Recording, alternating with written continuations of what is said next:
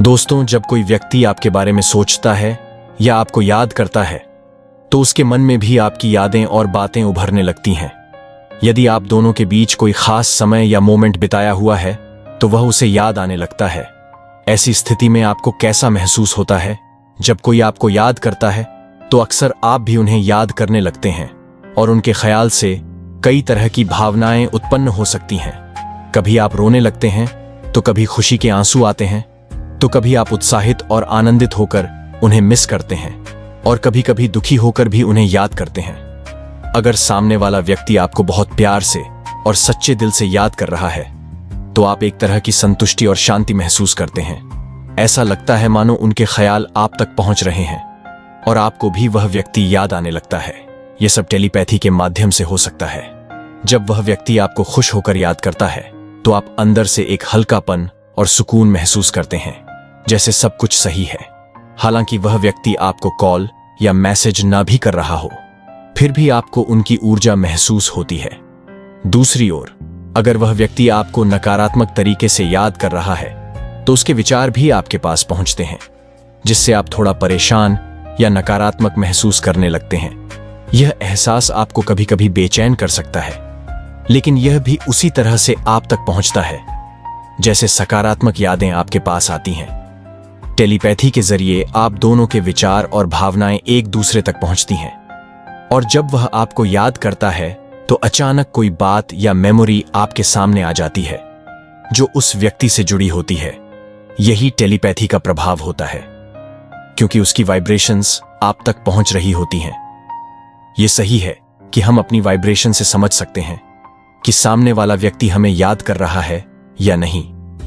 कई बार हमारे रिश्ते में किसी वजह से बात नहीं हो पाता और हम यह जानना चाहते हैं कि सामने वाला हमें याद कर रहा है या नहीं।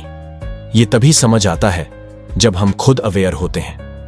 अगर आप अवेयर नहीं हैं तो कंफ्यूजन हो सकती है कि आप ही उसे मिस कर रहे हैं या सामने वाला भी आपको मिस कर रहा है।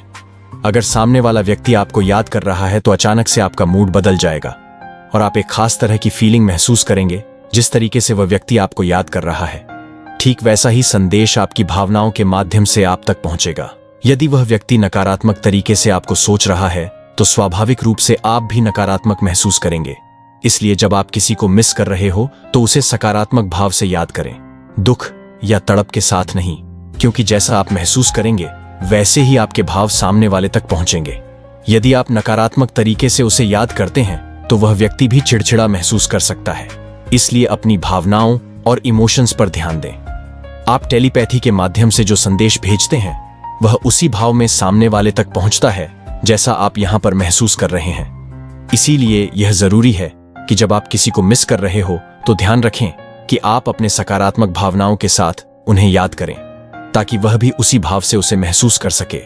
इसीलिए आपको ध्यान देना जरूरी होता है कि सामने वाला आपको किस तरीके से मिस कर रहा है और किस प्रकार की वाइब्रेशंस आ रही हैं। यह चीज आपको तभी महसूस होगी जब आप खुद अवेयर होंगे। अगर आप खुद उसे रोजाना या अक्सर याद करते रहते हैं तो यह पहचान पाना थोड़ा मुश्किल हो जाता है, क्योंकि उसमें आपकी खुद की भावनाएं भी शामिल होती हैं जिससे आप कंफ्यूज हो सकते हैं। परंतु अगर आप सचेत और अवेयर रहते हैं तो यह भाव आसानी से समझ में आ सकता है। यह फीलिंग कभी कभी किसी तीसरे व्यक्ति की बातों से भी आपको समझ में आ जाती है, जैसे कि किसी ने उस व्यक्ति का जिक्र किया या किसी बात ने आपको उसकी याद दिलाई। यह टेलीपैथी के प्रभाव से हो सकता है, क्योंकि टेलीपैथी सच में काम करती है।